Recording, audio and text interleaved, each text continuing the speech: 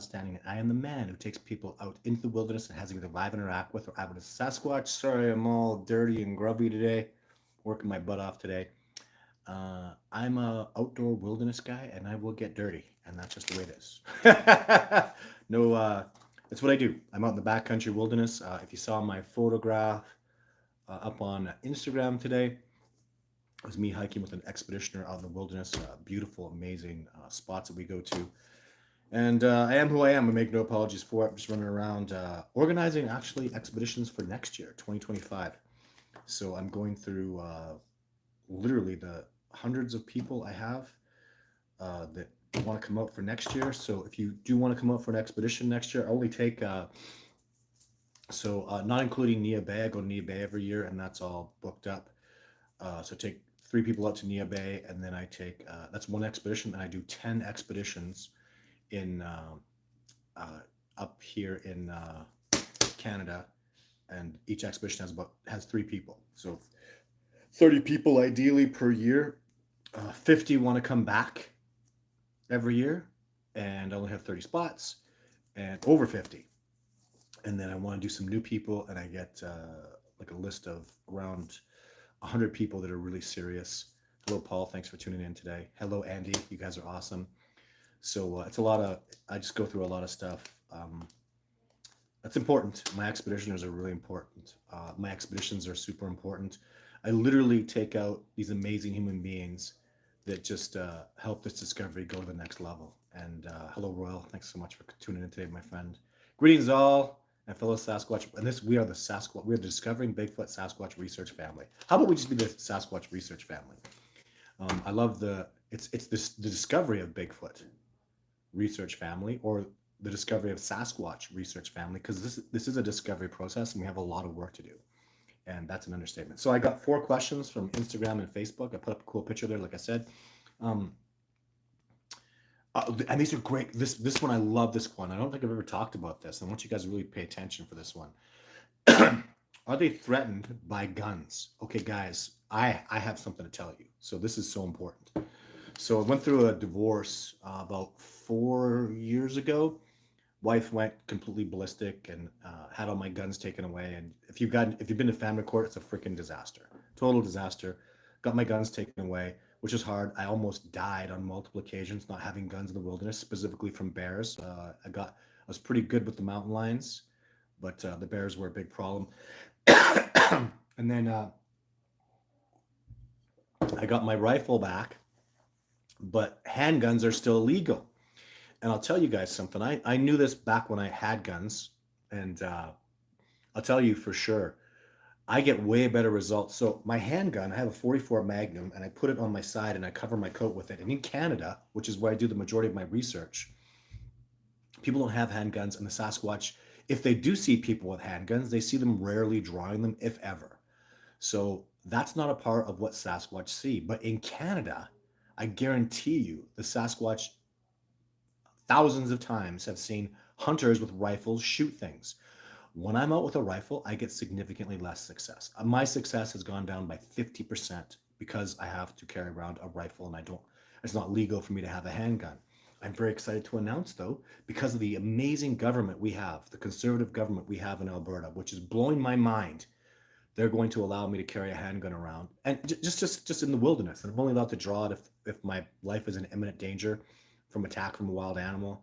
So, they're cool rules that I'm going to adhere to, but I'll be able to carry my handgun around. I'm really excited about that for next year. So thank you, Daniel Smith. We have this incredible leader here.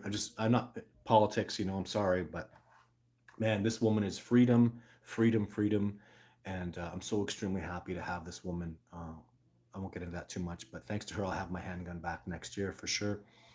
And that's really exciting because it makes a difference. The Sasquatch, and it really is logical and reasonable and makes sense to me. So thanks for that great question. But I don't know about in the United States. The United States is totally different. People carry handguns. They shoot handguns like crazy. So I don't, I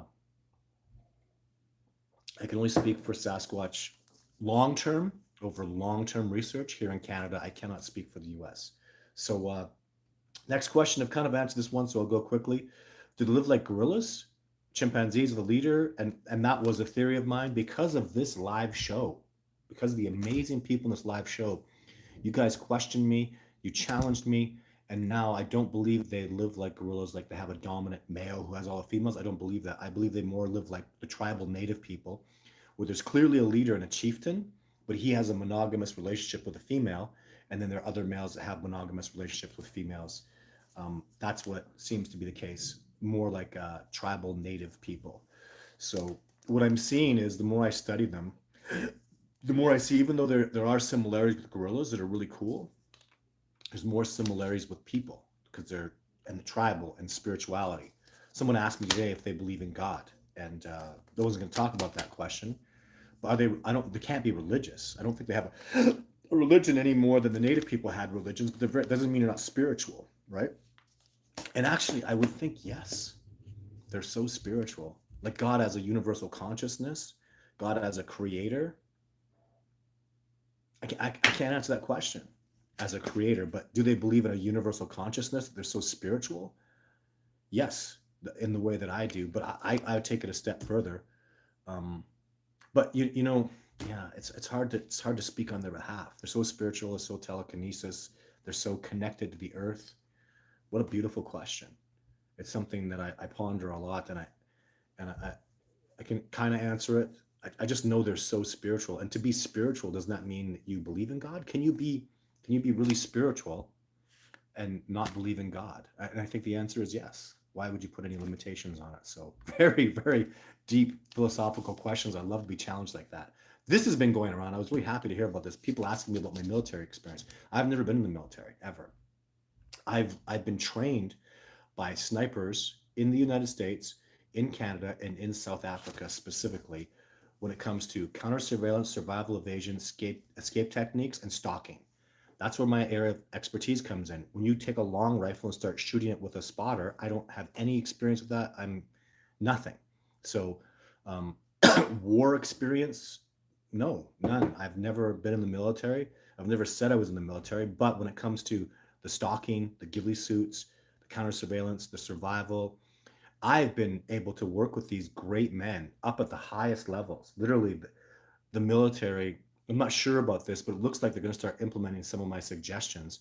Because when you look down at terrain, they think, well, who cares about tracking? Who cares about the animals? Oh my God, the squirrels and the birds will give you away, right? The ecology will tell you where to move and how to go. Like I can look at the terrain and see pine trees, and then I could see no firs, and I see go to pine, then I see a space, and a big space with junipers, and low bush means it's muskeggy, and if I go through them, I'm going to get soaking wet. Can't take a tank in there, right? Whereas I can look through the terrain and just tell you by the trees and what's growing there, what's there. If there's a creek, if there's a river, if there's muskeg, if the ground is hard, if it's properly spaced, the hills in it, you can see all that stuff just by the vegetation, the animals, the way the animals will react. I literally would do search and rescue, and I would look at how the animals were reacting, and I could see deer and foxes and stuff staying away from a spot. Well, there's something going on over there, right? In the trackways. And then, you go there and there's a bunch of people that are scaring off the deer, right? So there's just so much of the squirrels, the birds. Oh my God, they teach you so much. I show people and teach people about what the squirrels are. The squirrels tell me what's going on. They're the little squealers. The what do you call them? The little exposers in the wilderness. So that's why stalking is like so hard, so difficult, because the squirrels will give you away. And if you know what you're doing, you'll know what they're chirping at. You can tell. So that's so no military. I've never served in the military. That rumor is kind of getting around. I don't like it. So I work with snipers just for that reason. Because what snipers do too, I mean, they have multiple levels of abilities that they study, right? Well, they're going to come to a master, someone who studies, and I work with them. I'm even not saying that so much. That's what I love, and I do. They'll work with hunters to learn how to stalk and how to maneuver and how to stay stealthy, right? So they come to me as a Sasquatch researcher who has been stalking and working with the best trackers and wilderness experts in the world, which are, if you want to say logically, the Cree, the Apache, the Blackfoot, Nia Bay elders now, but more importantly with Sasquatch, they're the best trackers in the whole world. So survival for evading people and maneuvering, oh my God. And they're very tactical in what they do. There is a bit of tactics that I've learned from the military officers that I've worked with. But you can understand how we can exchange information and grow, right? So it's been pretty cool. And then the last question was best season. Absolutely, there's a best season. If you want to do my kind of research, where you're getting them to come around, where you're attracting them and you're um, cooperating with them as a student and as them as my teachers, spring is very good. So my expeditions are in June, July. I cop out for August. I'm gonna work with David Avocado Wolf in August and do some different kind of guiding expeditions that are not Bigfoot related. And then fall. So September, October. So September, October is where the animals are fattening up and preparing for the winter. And it's kind of Mardi Gras time. There's a lot of food, and they have extra time to come around and visit you. In the spring, um, they seem to come and visit you just because they miss you, because they're excited to do things. And in August, when it's hot, it's just not a good time. They do something else. I don't know. And I've seen that in Nordeg. I've seen that in the Radium area, and in Montana when I did research there. August was dead. So a possibility for August is maybe they're going after the spawning salmon, and they're going more towards the side of the Pacific Ocean to do that. But there's a million different possibilities. So those are my Facebook, Instagram questions. Thank you very much for tuning in again, Paul and Andy. Great to see you here. I'll do some questions here. I'm 10 minutes into the show. So, Royal says, boom, thank you very much. The Sasquatch are the boom. Any new footage? Nope. Nope. I'm great sightings. Incredible, man. The last expedition was nothing short of awesome. I'll tell you guys. So literally, the gentleman that got to come out with me, he was trying to get other people to come on his private expedition, and it ended up just being him and I. What a lesson in Mindspeak he got! Like, oh my God, it was just spectacular to see that happen. Where a particular Sasquatch just latched on him and hit his frequency, and they just kind of they started communicating through telepathy, and he just went right next level. It was so awesome to see. So pretty spectacular. The Sasquatch came around only that one night. They boomed in, and they didn't take apples, so we got, we made discoveries that were amazing. So I have a Huntsinger structure now. It's John Huntsinger that came out with me. Really cool structure. Saw something we'd never seen before. Just doing the research. So we made great success in the research in discovering something brand new. And then he had that incredible interaction, and he knew the Sasquatch were around, and he learned so much, and so did I. So it was a real wonderful. What I'm learning on the expedition is, initially, for me to get these guys to match their frequencies. So what I was doing is, the Sasquatch are communicating with me because I have that ability to, because I've practiced with them, and I'm telling John what he has to do. So they say, get him to do this, get him to do this. We don't understand that. Bring some clarity to it. And so I get John to start thinking about the questions they're asking. And then once he gets on that frequency, like literally the question was, what's your purpose? Why are you here? He started communicating his purpose. And once that matched, boom, there was a hookup. And I just saw him just go, oh, like he just like went into this. It wasn't so much like an expression like he flipped out or something. It was so amazing. And plus this is a man who he'd never been so scared in his whole life, is quote unquote. He was shaking because he heard the Sasquatch out there, and they're coming at us, and he knows it. He knows they're there, and it's pitch black, and I don't blame him. I mean, it's a terrifying thing for someone that's not tremendously experienced. And then the Sasquatch met his frequency with a little bit of guidance from me, and then calmed him right down. He went from like a 9 scared to like a 3. He just calmed right down. That's probably what I saw, was that zen. Whoa. And I could just see them match up, and I learned so much. It was just awesome.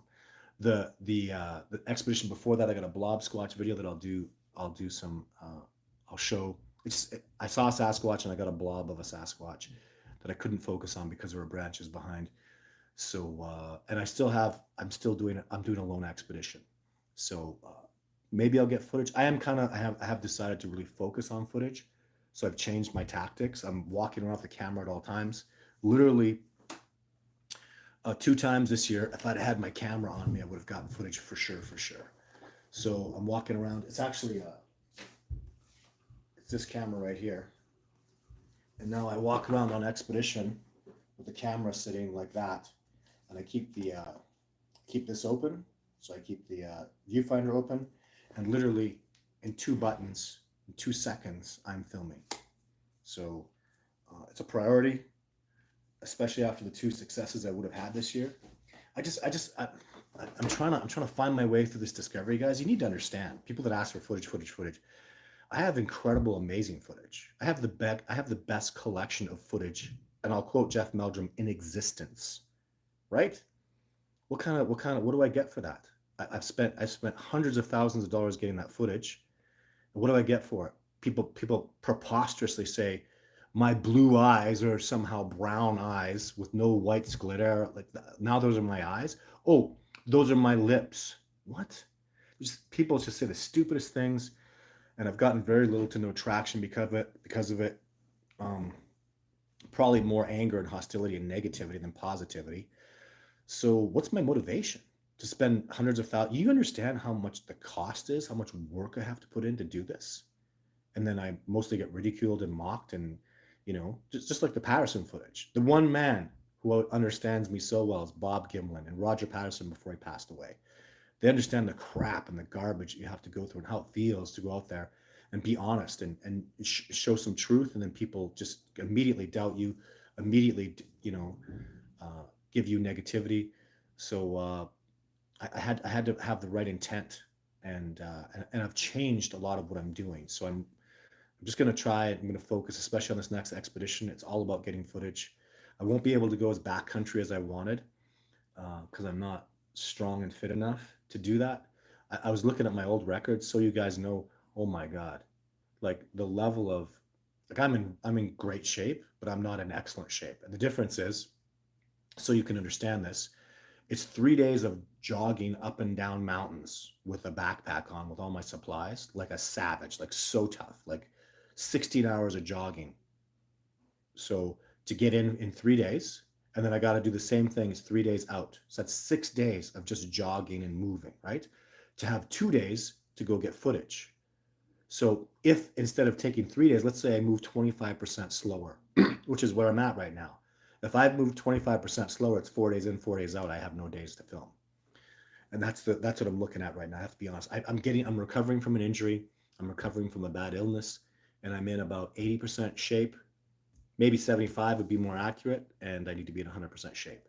So I'm going to try something different and do something I've never done before, and have a plan of action that's I'm just going to implement and go for it. And yeah, that's what I'll do. So, but there will be a lone expedition. That the purpose of it is footage. Paul says, when Survivor Man returned to Radium, what happened with all the cameras and audio recorders he set up at the base of the mountain? He never says what there was. I'll tell you what the results were. Nothing. I knew they were going to be nothing.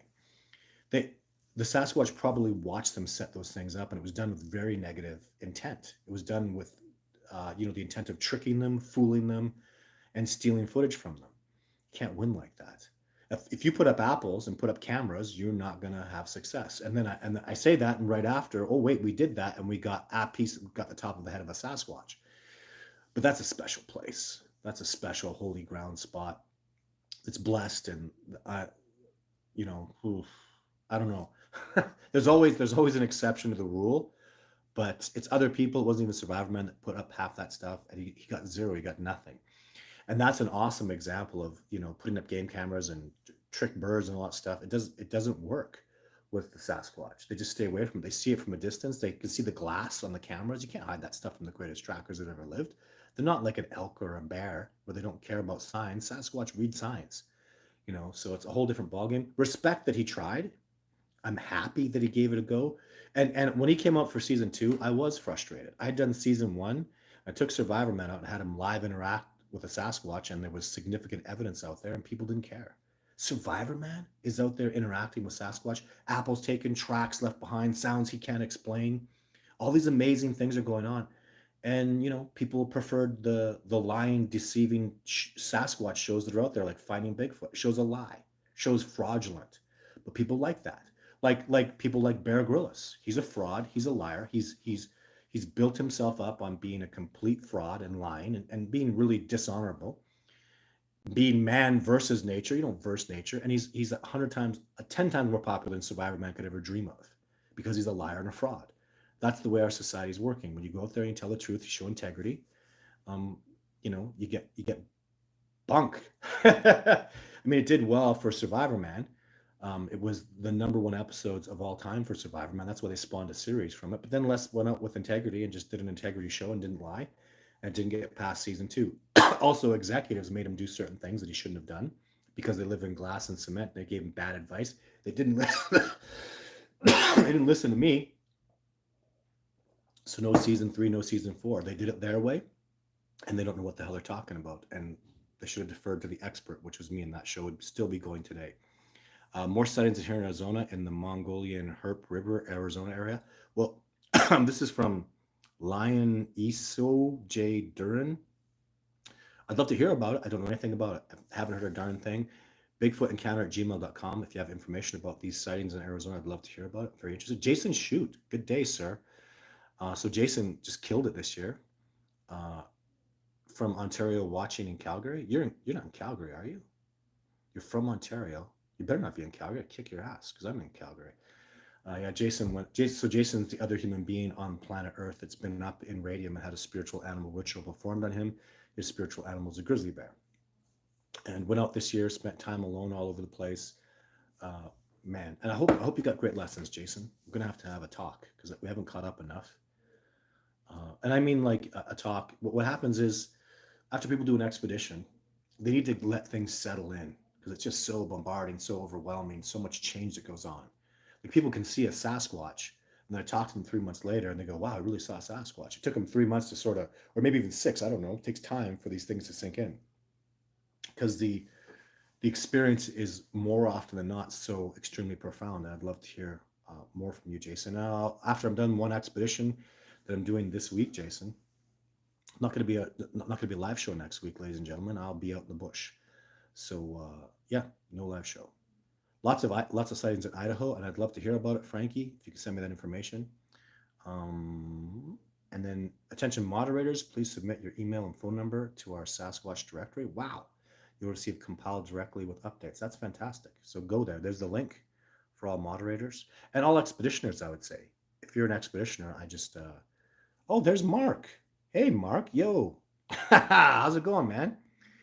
It's been a while. So Mark's been on an expedition. He was my Alberta boys expedition. Speaking of politics, us Alberta boys, just were jumping up and down when we heard this new political leader was in Alberta. We're all from Alberta. And that was absolutely fantastic time for us. We were on expedition when she was voted in. So it was really cool. Let's see, Mark, if I can make you. Oh, look, nope. Sometimes I can make a moderator and some days I can't. So I can report you, remove you. How do I make moderators all the time? Sorry, Mark, I don't know what to do. Mark Bosey, pin report, move. Oh, wait. What if I scroll down? Just give me a second here. Add as a moderator. There we go. You are now a moderator. Mark Bosey is now a moderator. Congratulations, my friend. I hope you're doing well. We got to catch up soon. Give me a couple weeks. Hi, Todd. Told Jeff Meldrum that you have eyewitness Sasquatch making tree breaks and building giant tree structures. Can you describe this event? Hi, Todd. You told Jeff Meldrum. I have. That's correct. Building giant tree structures. Well, I saw the tree structures the day I had the flare. I saw them build. I could kind of see them once in a while. And I could hear the trees banging together and being squished and bent. That's the only time I've ever seen a structure getting made. And then afterwards, on the episode of Survivor Man, we looked at the structures that were years old by that time. Okay, but I'll tell you about the tree breaks. So that was how I saw the structures being made. The tree break I ever saw so long ago, like when I was doing the way backcountry expeditions, and it was on the other side of Radium in an excellent spot. And it was just sun was just coming up, and I was laying there in my sleeping bag, and a Sasquatch slowly stepped out into a lighter area. Again, sun's just coming up. I could see him well enough where I could clearly see it was a Sasquatch. And he looked like I felt like he had a purpose. Like he was staring at me like it was very profound. And without even looking away, he reached over and he grabbed a tree, in my hand here, grabbed the tree and tree broke it. Snap! And pointed it right at me while he was looking at me. And then he let go with his hands like this. And he put his hands up like that and he walked back in the bush. Stepped back into the bush. He was 3 steps out of the wilderness and 3 steps back. It just came out enough, looked at me and said, watch, snap.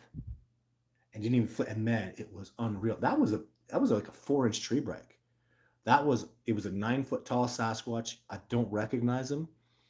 I don't know if I've ever seen him again, but he snapped that tree. And it was, when it snapped, I was there I was thinking, whoa, this is cool. It snapped. Like it almost sounds like a gunshot. You've never heard that kind of power. Like these guys are twice as strong as a gorilla, easily, probably more. And to see something like that, to see that kind of power, and he flexed. Like I saw him go, yeah. Like I saw, but he didn't, he flexed, but they don't really, I didn't see emotion like that. I just saw like that strength, like, and then release. And he was like, look what I did. And why it was so profound is literally the trail I had come in on, I was pushing goddamn tree breaks out of the way, thinking nothing of them like every other dumbass out in the world. And when I went back, tree breaks all over the place. I started going, wait a second, this looks like what he did. There are dozens of these all over the place. I have to push through them. And I didn't even notice. I didn't notice for years. And it's crazy. I go into Sasquatch habitats where people don't know about them. Freaking tree breaks all over the place. And they go, so what's up with that? Well, they're trying to talk to you. Like, how do you think those happen? They're all pointing in a direction appropriately, north, south, east, west, or at the trail or at your house or something. And you think, literally, you wake up in the morning. So you wake up in the morning and there's 20 new tree breaks that weren't there the day before, all pointed at your cabin, all big trees busted and stuff. And you go, wow, that's odd. No, that's impossible. What do you think? A tornado came in? Like a tornado couldn't do that. A hurricane couldn't do that. Wind couldn't do that. There's no snow out there. It wasn't a windy night. Why is there 20 tree breaks? What was all that snapping last night that I heard? Well, it was a Sasquatch making tree breaks. Like it blows my freaking mind how completely ignorant. Even today, wildlife officers will show them that and they shake it off and go, so that's a snow load. And I go, it can't be snow load, you twit. Even it's a pressured break. Sheer force was used to break it, not fulcrum force. Like, believe me, I understand. I've had engineers and hydraulic machine designers come out and go, no, man, that's awesome power that, like it's so freaking impressive. So, yeah, that's what I have to say about tree breaks. That's how I saw the tree breaks. So, Chris, Sasquatch are all over the world. Seen them in the UK, UK, Netherlands, and Russia. Oh man, Netherlands, UK. I don't know, Chris. I respect because I've never been to the Netherlands, but the Netherlands, isn't that where they have the Viking history? So it's Netherlands, maybe not. Where the hell? I don't even know where the Netherlands is for sure, because there's Sweden, Finland, Norway, and Switzerland. So the Netherlands, yeah, they're going to be in Europe, because I know in those Viking countries, the Vikings never had anything to do with. I know there's a story, but it's not a Sasquatch story. So about a giant, I can't remember the name of it, Gilgamesh or something, but it's definitely not a Sasquatch story. And the Vikings went in the wilderness. They did spiritual retreats in the wilderness. They never said anything about Sasquatch. So they can't be there. Russia, yes. The Yaren, absolutely.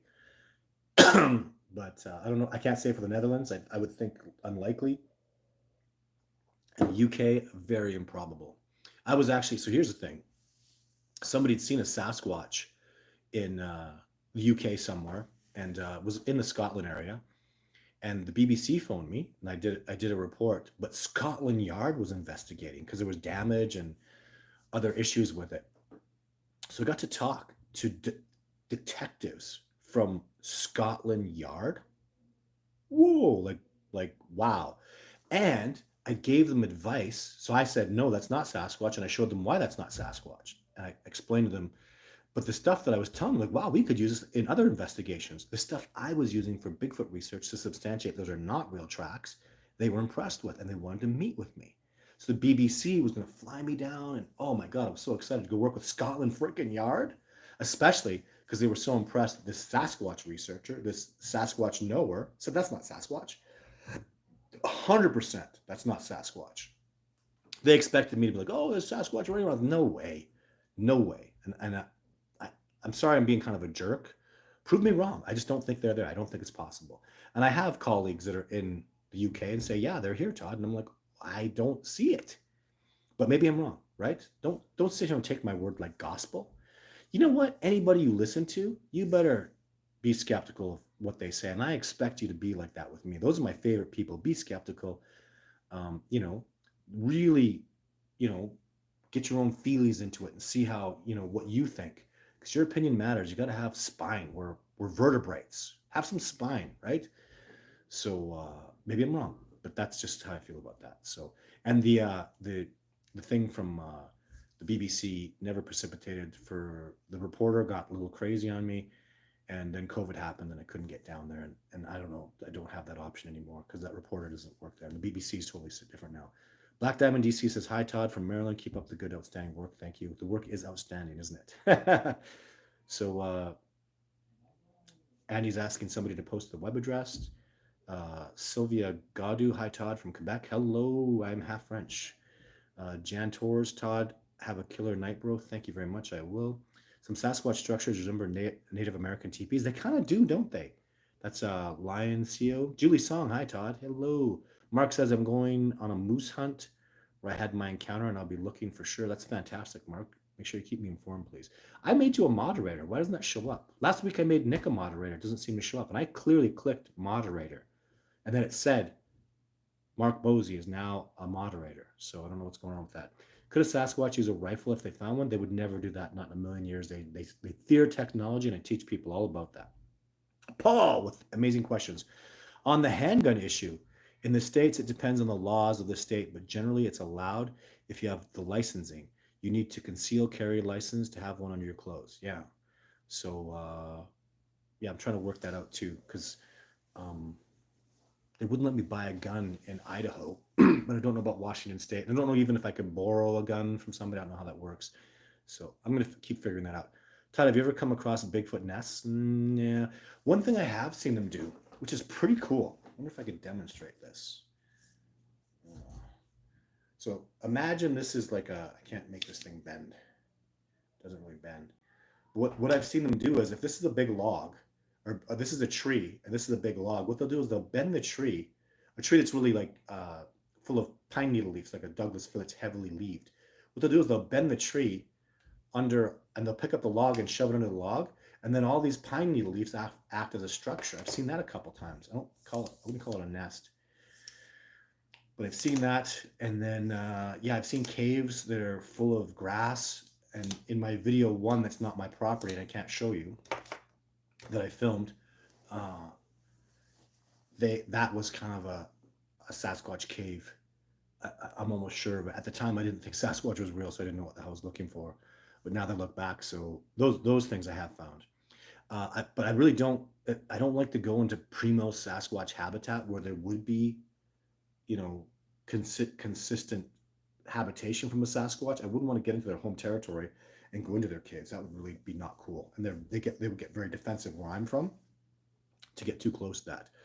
Karen Call says, "Hi Todd, boom. Do you think they mate for life?" I think so, just because that seems like such a wonderful civilized thing to do. I find that I'm going to be transparent with you. Men and women that I like to take out on expedition are married in monogamous relationships and have children, or if they haven't had children, they have no intention of having children. But I find better integrity in people that have those long-term good relationships. I think that's a wonderful, incredible gift. And when they're power couples, when they get along really well, when they, you know, good feminine, good masculine, and they thrive that way. I mean, I could think of, you know, gosh, all of my expeditioners are like that. It's something I really look for. Well, 90%, you know, especially people that are over in their 40s or older, you know, have a tendency to have really good relationships. I just find that as a powerful thing. And so I believe this, and it's, since it's a powerful thing, and Sasquatch are such powerful beings, and I think it's even good nature for us to do that. That's why I believe they do that. So I've never seen a man or a woman who would sleep around and had and thought they were healthy. In fact, quite the opposite. I thought it was low. I thought it was unhealthy. I thought it showed really bad character, because people that just sleep around, again, man or woman, I just, you know, I maybe I just never saw it. I was never like, wow, you do that. Like Leonardo DiCaprio, he's a man whore. He's a pig. He's an older guy and he dates younger girls and he gets rid of them every few months, and that's how he lives. And I think that's absolutely despicable and disgusting. the way he takes his celebrity and and has multiple girls at the same time, even lies to them, tells them he has big plans in store with them, he wants to marry them, he loves them, says all this crap to them, and gets rid of them every few months. I think that's absolutely despicable.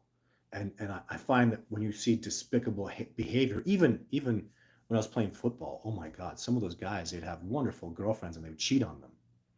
And I'd be like, you want to be my friend, and you're lying to this woman that you made, your fiance, or you tell your lover, you lie to her, you cheat on her. Aren't you going to lie and cheat on me in different ways? A liar and a cheater, that's kind of a universal concept. If you lie and cheat your mate or your girlfriend, you're a liar and a cheater. And I don't respect that. And I never have. And I learned that at a young age. So with that being said, that's why I believe, again, ultimately in a nutshell, that they would obviously elicit a behavior that shows deep integrity and positivity.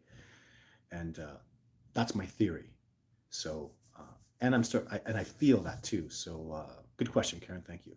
Todd, have you experienced Mindspeak? Oh, very regularly. There's some really special mind speaking that I'm doing that's really changing things dramatically this year. So I'm trying something new. It's been precipitating incredible success. I'm not ready to talk about it yet because it's brand new and I feel kind of weird that I'm doing certain things. But Mindspeak is Mindspeak, and being transparent and being open is the central motif of the research that everybody I work with does. Everybody sees what I do, and Mindspeak. Yeah, I've experienced Mindspeak. Profound, undeniable, truthful Mindspeak. I've literally been out with people. I mean, this happened years ago, where I'm out with people, and the Sasquatch are reading them, and they're giving me this information through Mindspeak, and I go, "Hey, you know, you have a big sister, and she's 3 years older than you." And they go, "How did you know that?" Well, the Sasquatch just read that in you. And I've had literally dozens, more than that, probably 100 different things like that that just blow people's minds. And I can't be getting that unless there's Mindspeak involved. So, and a lot of times I'm unable to read people. The Sasquatch read them and then speak to me because I am more open and more experienced with Mindspeak. So they'll get a read off of somebody, and they read out, and then they send it back to me and go, "This person, this, ask them this question." And I ask that question, like, "Whoa, how'd you know that?" Because I'm not reading your mind, the Sasquatch is, because they're more powerful at it than I am. But I'm still involved in Mindspeak. I'm part of the process, right? I'm the translator, I'm the conduit. And that's really what I've evolved into, as I'm like this Tony Robbins of Sasquatch, where I'm teaching people and connecting them to nature and getting them transparent and open and feeling good. And then I'm doing what I can as a conduit to have them Mindspeak, interact with, or witness a Sasquatch and grow and change their lives through the guidance of the Sasquatch. Who knew it was going to be like that? Remember back when I was doing species protection, I was all worried about them, literally, and well, I still am concerned about, their habitat and the loss of that and that sort of thing. But they are literally just incredibly advanced beings, and it all makes sense. And anybody who acknowledges the existence of this species has to accept that truth. I mean, they're incredibly intelligent beings. That's why they're outdoing the best in the world. So can't verse them, you lose. Don't verse them. So subscribe to our channel. We have over 485 videos. Thank you, Andy, for putting that there. Andy just is awesome. Thank you so much, Andy, for all that you do. I'm very grateful. Willie Doit and Betty don't. Do you think they have the ability to like worship or idolize trees or maybe certain animals in the forest? Probably have the ability, but I don't see why they would do that. So welcome, Dina V says we're all creations. John Amber says, hello, everyone. It's great to support real people doing real work, and we are absolutely that, no doubt about it. Todd, what's the difference between Sasquatch and mountain giants, like the giants? I don't know. I tried to look in the giants of Kandahar. It seems like a totally different thing, like unrelated. So, but I don't know more about the giants of Kandahar to tell you what the difference is. You and Les Stroud should hook back up. That was legendary. Yeah, he can come work with me anytime he wants. No worries. Maintenance worker says, haha, can't speak on anything if there's squirrels around, right? Oh, can't sneak up on anything if there's squirrels around. Yeah, because they'll totally give you away. So, and there's so many squirrels out in the wilderness. So, and speaking of Mindspeak, man, did we have good Mindspeak?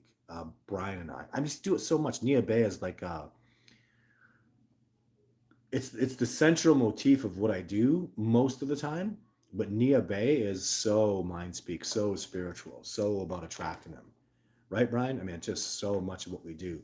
So powerful. Brian and I have had incredible Mindspeak together with the Sasquatch. It's just absolutely amazing. So, Nick just sent me a text. Are you watching the live show, Nick? Cool. Brian Joseph, please join the directory. I'll post the email. Brian, Jason, and Roy, please join the directory. Says Andy. It's good advice. Please do. Andy, I'm a full-time Sasquatch researcher. If you're passionate about the discovery of Sasquatch, this is all I do. This is my whole life. Look behind me. So I move out of the screen. You see Bigfoot. This is my office. You see Bigfoot. Beautiful Bigfoot statue. It's my whole life. It's what I do. I'm a film director because I do Bigfoot. I do documentary films because I do Bigfoot. I do YouTube because I do Bigfoot. I'm on Instagram, I'm on TikTok. Why? All Bigfoot. If it wasn't for that, you wouldn't see nothing to do with me. I'm out. Peace out. It's all for Bigfoot. I do e-bikes. I take trailers out in the bush. I get my truck all dirty, mess it up, and wreck it. I'm out there and stuff's all falling apart. I had to learn how to do solar panels and generators to keep these cameras outside working, and busted my ass on it this year. Why did I go through all that crap? All for Bigfoot. I have a 3T. Here it is. Look. Oh, spent tens of thousands of dollars on the drone, the Maverick DJI 3T. Amazing, incredible drone. Hopes of filming Sasquatch. Doesn't work. So it's an excellent piece of technology. Why did I do the drone? Why do I do directing? Why do I have all these cameras? Why do I have this? It's all for Bigfoot right there. It's all for Bigfoot, ladies and gentlemen. It's all I do. So if you want to support the discovery of it, all the money you donate goes to the research of Bigfoot. That's what I do. And I'm very grateful for those donators. And thank you. Jacob, it's very disrespectful to keep bothering Todd about new footage. You know what, Jacob? I feel like it comes from inside of me. I am like, should I get footage? Should I not? It bothers me sometimes. It pisses me off, but it's inside my own head. So let me read the whole thing. Todd is out there busting his ass for the foot. You guys can shove your questions about new footage. Let's not shove anything. Damn. I feel that way sometimes. So this is Jacob and the people that ask me for footage. I feel like it's a part of me. There's these battles that go on inside of you, right? So no hatred to anybody. No hatred to you, Jacob. Because you're actually speaking on behalf of me, like there's people that want the footage to speak on behalf of me. So you kind of get my perspective.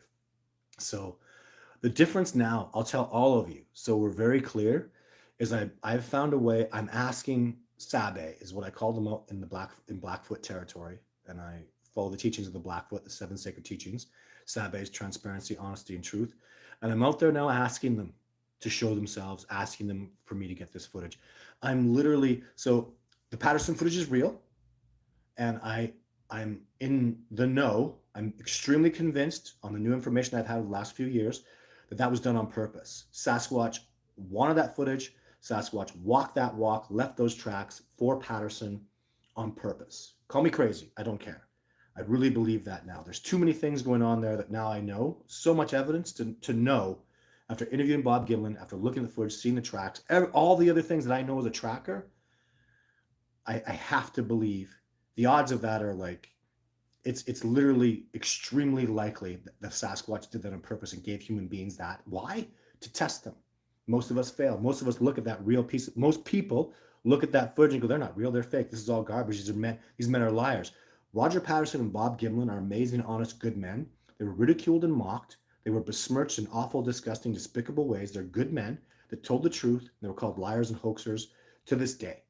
Awful, treated horribly, and they're such awesome, good men. I'm just speaking on behalf of them. I know Bob Gimlin, and I've learned about Roger Patterson through my own experiences.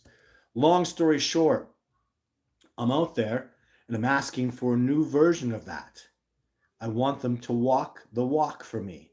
I want a 4K version of the Patterson footage. That's what I'm asking for. I'm asking them for it, and they can manifest that to me. So let's see what happens. I don't want to verse them. What will I use the footage for? I will use this footage to better mankind, to better the discovery process of Sasquatch. That's what I know. That's from my heart. In my heart, I know that's true. So I go out there and I ask for it. I say, show yourself. Let's do this piece of footage. Let's give me the ammunition to up level and explode if it's the right thing to do. So I'm not sneaking around on them. I'm not gonna lie and go, I'm not filming. No, you ready? I'm literally gonna. A Sasquatch is around, and I'm literally asking, are you ready? I'm going to film you, and then I'm going to get this footage, and I'm doing it because I want to show the world and I want to up level because I've been able to achieve other pieces of footage, and I want the new Patterson footage. I actually want to call it that. The 2025, 2024, I don't know, Patterson, Bob Gimlin, Roger Patterson footage. I didn't forget about even putting my name on it. Forget it. Don't want it. It's the 2025 Roger Patterson, Bob Gimlin footage. Here's the newest version of it. Because they are the men that started this. They were the great ones that got that piece of footage initially. And I manifest off those great men's shoulders. I stand on the shoulders of those great men and what they did to produce the next level of that piece of footage. And that's my intent. That's what I'm out there. That's how I'm being transparent and honest. And that's what I've decided. So people want the footage. People don't want the footage. I don't know. People want me to do the thing. It's all good. It's all good. Let's be happy. Let's get along. And that's how I feel about that. So, oh my God, lots of questions. I got a donation. Oh my goodness. Jammy Trading. Wow. Your live show just showed up on my feed. Our Bigfoot's real. Have you seen one firsthand? Hello, Janny Trading. Watch the movie Discovering Bigfoot. They are real. Yes. And have I seen one firsthand? Many, many times. This year I've seen them several times. Substantiated by other people, substantiated by David Avocado Wolf and my son who saw one, substantiated by just the other sightings that have transpired this year. So I've taken dozens of people out. Actually, let's talk about the numbers. I had it. I don't have those stats. I can probably do it off the top of my head. So approximately, I remember the numbers. So I've taken out over the past 7 years, not including television shows. Thank you for the donation. If you want to make a donation, by the way, you want the donation to actually go to me. It mostly goes to YouTube, and I'm very grateful for this platform. Thank you very much, YouTube. But if you make the donation to discoveringbigfoot.org or to the Patreon, I really get that donation. But I'll tell you this. So not including TV shows, because I've taken out lots of TV shows, including Survivor Man and Discovery Channel shows and Destination America shows and National Geographic shows. So I've taken out well over 100 people that I've guided safely into the backcountry wilderness, very backcountry wilderness, and they all come home safe. That's the number one thing I want to say. As a guide, I am 100% safety. People have never been mauled or attacked by wild animals, and that is exceptional considering it's way backcountry wilderness in the middle of nowhere. But specifically expeditioners, I counted up to 128 expeditioners that I've taken out over the past 7 years. Some of them come back, right? So the stats are 62 of them, which is more than half of them, have only live interacted with a Sasquatch. They heard a whoop, they heard a sound, they heard a tree break, and then saw evidence of the tracks of the tree break. So they've live interacted with the Sasquatch to the point, not eyewitness, but they've live interacted with the Sasquatch to the point where they believe that they're 100% that the Sasquatch are out there. After being in the wilderness with me for all those days, hiking around, and I'm transparent, I show them everything. 62 people. You think, well, that's half or just maybe a little less than half. 29 people, though. So you have to add that. 29 and 62 is 90. 29 people have seen a Sasquatch. And if you see a Sasquatch, then we go see the evidence and they know they exist. So that's 29. I was hoping for John Hunsinger to be the big 30. So the odds of you either live interact with or eyewitnessing a Sasquatch on my expeditions are pretty high. Like, 2 out of 3. That's enormous and amazing. I'm very grateful. But those stats are skewed too because people keep coming out. And someone like Logan, well, Logan had success on the first expedition, but there's people that just came out and didn't have success, then came back. I can think of a dozen people off the top of my head. Andy did that. Julian did that. Julian came out twice and had no success on his third expedition. This year he got an eyewitness accounting. So, but those are my numbers. 128 taken out, 62 live interacted with a Sasquatch and saw evidence that convinced them they're real, and 29 actually eyewitnessed a Sasquatch and also got to see the evidence of that sighting, and they know they're real. So pretty amazing, good stats. Again, thank you for the donation. And aren't those numbers awesome? Those numbers are so awesome. I love that. So the TV shows that have come out, Survivor Man had incredible success. So, yeah, incredible success. All 4 of his episodes were amazing. On some of those episodes, gosh, I think, so let me think for a second. In Radium, that Sasquatch was within 15 yards of him. Season 2, Season 1, same thing, 15 yards. Season 1, Nordegg, 15 yards or closer, like 10 yards of Sasquatch got to him. When he was, this is when he was sleeping, kind of, but, and that's substantiated. So in I think of episode 1, oh, you know what? In Nordegg Season 2, the Sasquatch that was around us was probably 150 yards, maybe, is the closest he got. So Nordegg Season 1, he slept outside. A Sasquatch that had taken apples walked up on the bank and stood over him. We saw the trackway when he was sleeping. That's Season 1 Nordegg. Season 2 Nordegg, we heard the rock knocking up on the cliff. He woke up and was talking to the Sasquatch. I was rock knocking to him. And then we heard it run past. So, and then we saw the track on the ground that it left, the boom it made. And I didn't know about the boom back then, guys. Can you imagine how cool that is? They left a boom on the side of the mountain. Incredible, awesome print. So that's Season 1. Season 2 Nordegg, there was a 12-year-old Sasquatch following us around. We got some pretty good evidence. It was a good episode. Probably the least successful. But that Sasquatch was conservatively within 150 yards of us making sound.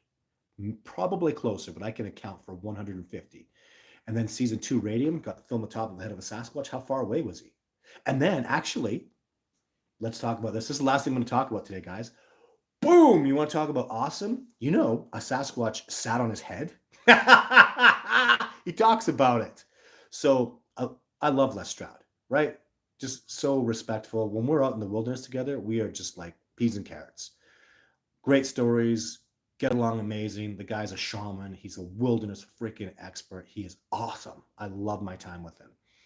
As much as I teach him about Sasquatch, he teaches me about wilderness, about survival, about the amazing love of ecology that he has, and he blows my mind. The guy is absolutely fantastic. So I'm getting too much fluff here. I'm forgetting the point. But yeah, he talks. So, but I know he sleeps deeply. He can sleep. He has his ups and downs. There's days he sleeps deeply. There's days he wakes up pretty quick. But I know when he was out in Nordegg, he was exhausted. The altitude was kind of getting to him, so he was sleeping pretty deep, and he kind of snores a little bit. And I know the Sasquatch. I'm not going to go into. You guys will probably think I'm crazy. I just don't care. But the Sasquatch have a little game where if you're sleeping, they'll walk by you. And like he's like, double dare you to walk by. So a Sasquatch walks past you. And if you don't move, the Sasquatch walks right over top of you. Like he'll step right over top of you. I've experienced this many times. And if you still don't wake up, he'll walk up to you and he'll kind of sit down, put his butt in your face and move his butt around. Like it's not like he doesn't sit on you. He does like a squat. He'll squat down and put his butt where your head is. And then when you wake up, he walks off. And that's what Survivorman said happened. And if you listen to him talk about it, he says he was sleeping and he kind of felt like he was a dream and he couldn't wake up and he couldn't move around. And then suddenly, he woke up and he was floundering around. And he said, it kind of didn't feel like a dream. It felt like there was a big butt in my face. There's no freaking way. They've done that to me like 4 times in that specific spot alone. There's no way he had a dream. And I didn't tell him about that. We never had any discussions. Those are things there's a lot of stuff about Sasquatch I just don't talk about because I sound like I'm crazy. They put their butt in your face, but it's funny, right? It's a funny thing they do. They like to laugh. Gorillas like to laugh. Chimpanzees have humor. There's funny things that these intelligent beings have. That's freaking funny. It's hilarious to do that. And they did it to him, so right. Oh man, it's a crazy funny world out there. But yeah, that's what's going on out there. So many things. Anyways, so my point is, I guess for that last episode where he got the footage, is they actually made physical contact with him, right? And I don't know how Survivorman feels about that. We never really talked about it because I don't like getting too paranormal with him. He's so grounded, and I don't want to take him into the woo so much. I love that he's so grounded, like he is. Very spiritual, and but anyways, we've never really had a chance to talk about that. When I do meet him, I don't really discuss. There's so much other things to discuss. We never have enough time. If we did another episode, I would talk about that. But he put it in the show. So those were the 3 great times. And then the 4th time, even arguably, he was sleeping 10 yards away from where that Sasquatch was filmed top of the head taking the apples. So, every episode tremendously, incredibly freaking successful. Uh, to be honest, I've seen all the episodes and none of the other ones are valuable. They're all just kind of weak. And he should have never done that. He should have just stayed with me. He should have done all those episodes with me. They would have gotten better and better and better and better. He probably would have got footage. And it's absolutely astonishingly amazing. So understand this too, guys. So I do the expeditions, uh, I have to make money to survive. Just put it plain and simple. I lost money doing the documentary, which is okay. The documentary's out there. That's what I really wanted. But the money that was put into it, I never even came close to seeing that come back. So it's not valuable for me to go out and bust my ass and get footage. And it is difficult. It is hard.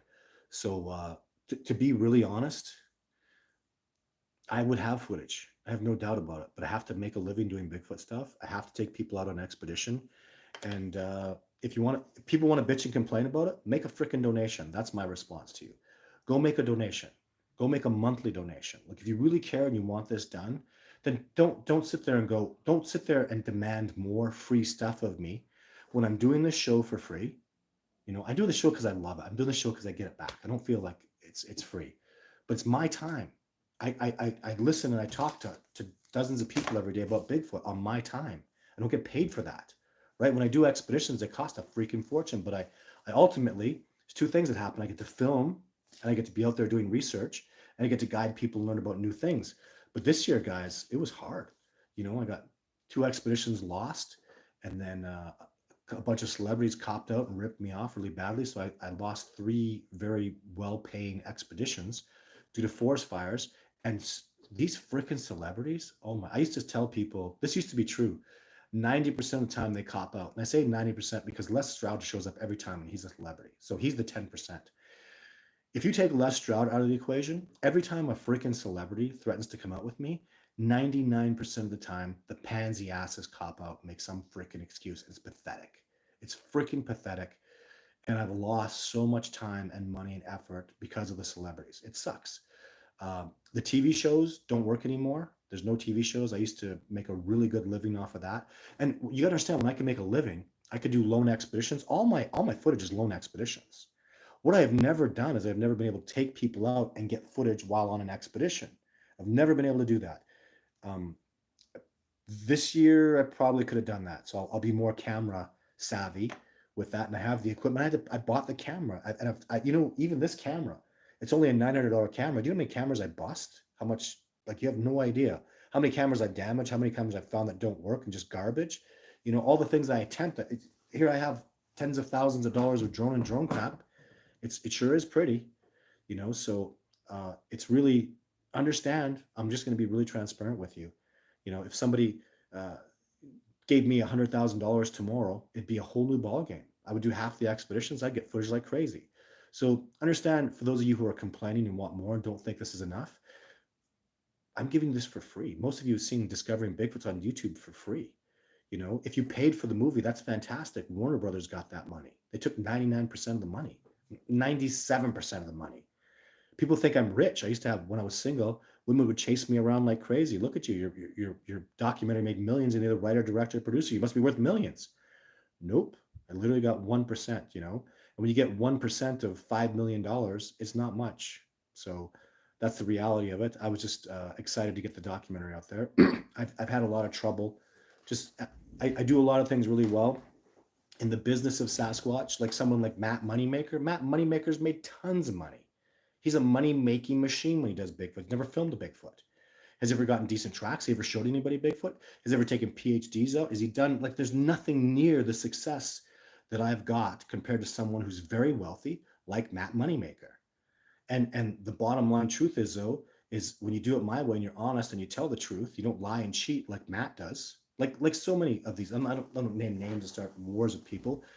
But these guys, they show up late, they leave early, and they do crap work. They don't know what the hell they're talking about. And they're getting contracts, they're getting speaking gigs, they're blackballing me out of the industry. Even the community is not very supportive. Do you want the Sasquatch community? Can you call them a community? So much hatred and negativity. They don't really even listen to what I'm trying to do. So but that's really, it's the business that I've been the least successful part of in generating revenue for Sasquatch has been the, in the beginning, a company called Inside Edition called me for video 2 and video 3, offered me a fat chunk of change. I can't go on that show. I promised my elders that it wouldn't sell out, that I would use the Sasquatch footage to help Sasquatch. And Inside Edition was just a seedy bunch of lying weasels, and I refused to sell out to them. I wanted to use that footage to get species protection. And you understand how my integrity, not selling out to a seedy, slimy show, as it's financially damaging, and I have no regrets about that. So this is the way it is. I'm very, very happy with my lessons. I'm very, very happy with the direction I've chosen, and it is a discovery of conscience.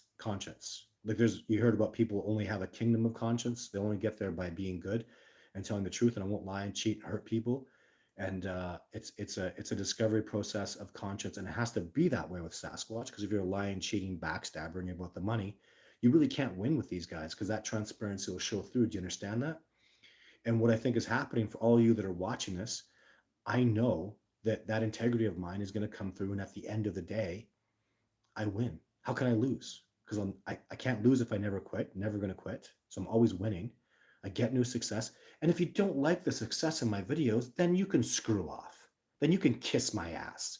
When people go, what, no new footage? I just showed a man a Sasquatch. I just got these people incredibly close to a Sasquatch. We just had all the Sasquatch interactions. These are brand new people out here. Like, my videos, I love them. I think they're amazing. And I'm honored to put them up because they're so successful. But you don't like them because, backyard or wilderness monster shows way more entertaining. Yeah, of course it's way more entertaining. It's fake. They lie. They invent stuff, right? There's no exception. I have never seen a TV show that went into season 2, season 3 that was doing real Bigfoot research. Did you hear what I just said? You know who I'm talking about. There are fakes and frauds out there that are liars and cheaters, and they're getting success financially and not fundamentally. And I won't make that compromise. And neither did Jeff Meldrum. Jeff Meldrum hasn't been in a long-term TV show. Do you know why? I'll tell you why, because I know. Because he won't lie. If he catches you lying, he's going to rat you. He's going to expose the truth. Ian Redmond, incredible, amazing, wanted to do Bigfoot research. Yeah, but he won't lie. These PhDs, these men, John Bennernagel, why wasn't he on Finding Bigfoot? One reason, because he won't lie. Why the hell would you have the people they had on that show when you had Jeff Meldrum and John Bennernagel and dozens of these incredible, integral scientists and honest people? Because they won't lie. Do you understand? Are you getting it? So it's the way it is. You think these TV shows didn't call me first? Of course they did. There was a show called Hunting Bigfoot, $2 million award. They were using my rifle and my ghillie suits. They called me up, had all this plan, blah, blah, blah. We're going to do Bigfoot. Yeah. Then they go, we're going to kill one. I'm like, what? Nope. But they took all my ideas, my stalking, my sniper experience that I've got from sniper training with snipers I've trained with. I really got to word that properly. They took all my stuff and put it in the show, made it very entertaining. And, but it wasn't my show because they're faking it. They're lying. They're cheating. So that's the bottom line. Why I get frustrated about people demanding footage is I've given so much for free already. My stuff is out there. You can look at it. You can find it online. People take it all the time. Half the time they steal it. The other half of the time they ask me for it, and I just give it to them. I'm happy to have people do reviews of it. If you want to look at my footage, if you want to do a review of my footage, I'll give it to you. I won't charge you anything. I'd be honored to have it happen. So, because every time I give somebody footage, they come back with mostly good things to say. And anytime somebody steals my footage, it's a preposterous crap show, and they lie and they say things that are just totally fake. And they don't even interview me. Interview me if you want to look at my footage or do it, and then you get the backstory and understand the details behind it.